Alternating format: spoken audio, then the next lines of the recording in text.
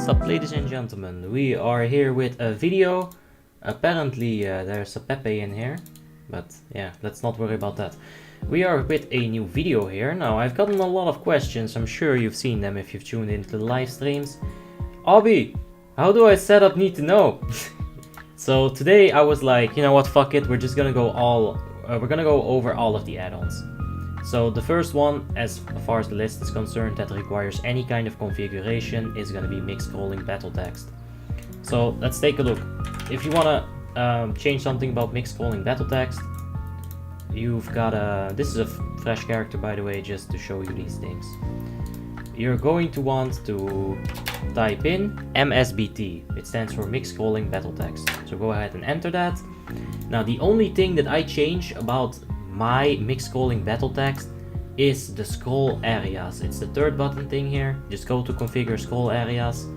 Put the incoming somewhere about there. Put the outgoing somewhere about there. Keep this like this, it's fine. This way you're gonna have a little bit of a clear screen. If everything is in the middle, it's just gonna be a fucking mess. There's healing right here, damage right here. Just get rid of that, you gotta see some shit, you know, otherwise you can't DPS. So that's it for the MikScrollingBattleText. What other add-ons do we have that we have to worry about? Fucking hell, NeedtoKnow. Alright, so in the interface you can set as many NeedtoKnows as you want. You can make them as big as you'd like, I guess only to 6.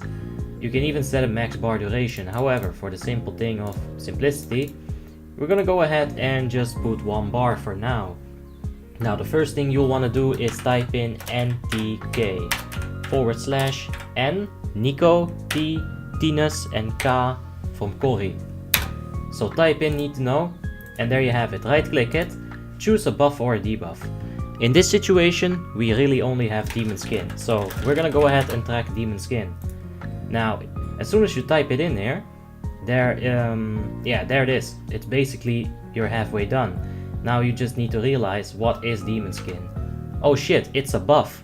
Alright, so the bar type is a buff. It's already checked, it's the standard, just keep it like that. Now the buff setting, unit to monitor. Oh shit, that's me, player. I'll just keep it on myself. Now this is, let's get to that with the debuff. So yeah, there you have it, buff setting, player, this will work. Now I prefer fractional seconds, I think it's a little bit more accurate. So you could even like show the icon if you'd like to. You can get really spicy with it, indicator if it's mine. There's a lot of stuff you can do. Visual cast time is also something we'll cover in just a second. Okay, so this is where I jump in the middle of the video and surprise you guys with another guide inside of the guides. It's Guideception. Anyway, about the enable cast timer. We're gonna go ahead and show that on the Shadow Priest because it is the absolute best for this. Like Vampiric Touch, it increases duration and decreases duration based on your haste. So with Heroism, you're gonna have to cast it much faster. And it's hard to predict when you exactly have to cast it if you're going for like, let's say, 98% uptime, right? That's more realistic than 100%. It's just not gonna happen 100%. Okay, so what's gonna happen is you're gonna go ahead and apply Vampiric Touch. Now you're gonna see this little bar over here, this like white extra little thing. Wait for it to reach there, just like playing Guitar Hero. And hold, so you're gonna get the perfect reset. Now, like I said, Vampiric Touch is based on haste, so if we go ahead and place one, this is 10.6 seconds. However, we add the gloves, it's suddenly a little bit less. This is also going to matter on this like thing right here. So if you're playing a Shadow Priest, get yourself some of that bar. What's it even called? Visual cast time. It's very useful. Back to the video. Now let's just change the bar color into something nice and evil, and there you have it. You can go ahead and type NTK again for NeedtoKnow, and now it works. As you can see, fractional seconds is not optimal for longer buffs, but for short buffs I think it's much better.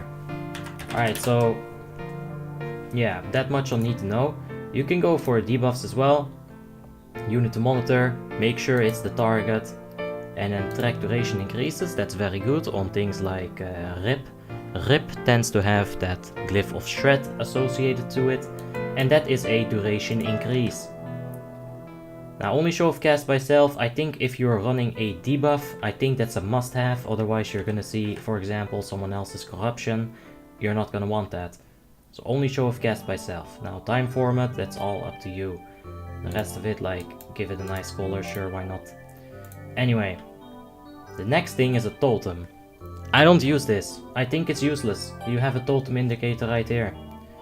Spell cooldown, it can be good. Let's see if we have any cooldowns. We have the Blood Fury. I did decide on a Horde. You know, just swap things up a little bit. But yeah, Keedley is not gonna get much stronger than level 1. Anyway, we got Blood Flurry. Now, spell cooldown. You just wanna append cooldown, bar type, spell cooldown. This is all still the same. If we go ahead and hide NeedtoKnow and press Blood Flurry or Blood Fury, we'll get a nice little bar with the cooldown attached on it. It's very good, it works. Guys, it just works. Internal cooldown, yeah, I've done this in streams. Maybe I'll go ahead and copy a little bit of footage from the streams to show you guys, because I don't have any internal cooldowns on this character at all. But that's very, very, very, very useful.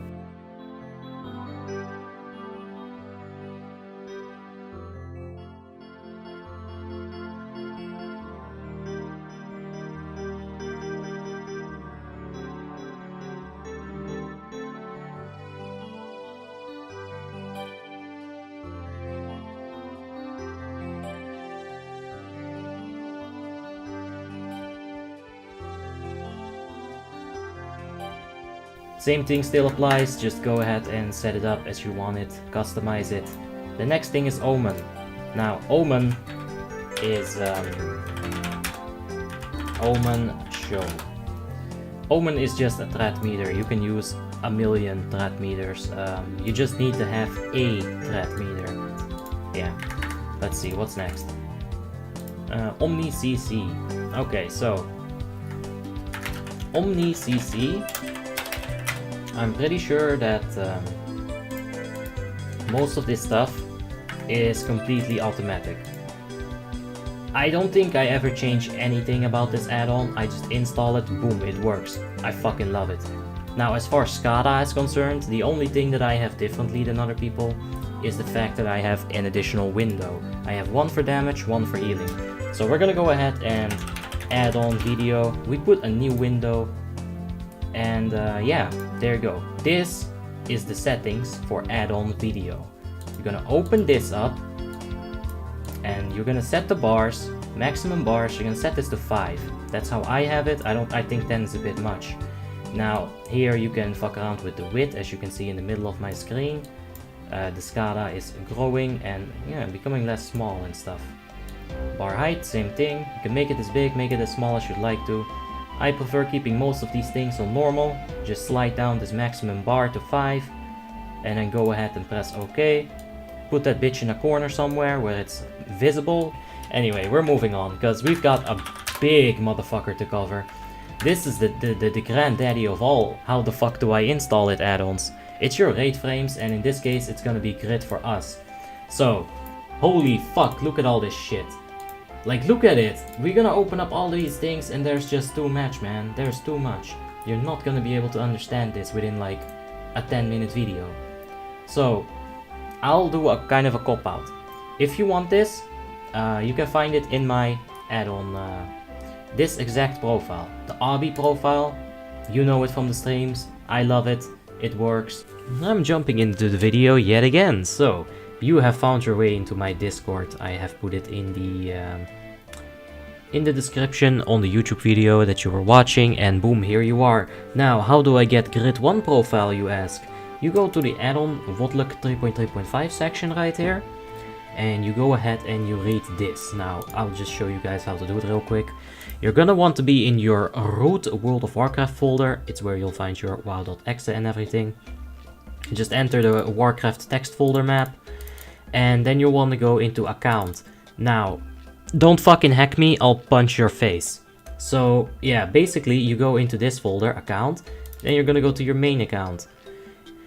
Don't worry about this zip file, it's not supposed to be there. Then you're gonna enter the saved variables map. Now here is where all of your saved variables are found. This is account shared. This is where your grid 1 profile will be. So what I did is I copied the entire map of saved variables and I put it in the Discord right here. So you download this map and then you open it, right? I don't have a license for WinRAR, but who does really? Now you'll see all my shit. This is everything.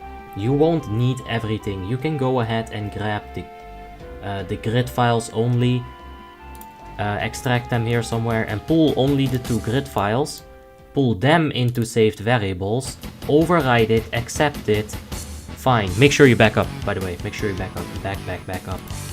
And then you log into Warcraft, you should be able to find it quite easily. I'll go back to editing now. Now, besides that, I'm gonna log out. Man, look at these stands. Forts are just bad. They have no infrastructure, they have no architectural design, their culinary skills are way below the alliances. I guess they do have Keith Lee though, so he could always bask in his glory. Anyway, thank you guys for watching. I'll see you on the next video. I hope this has been informal.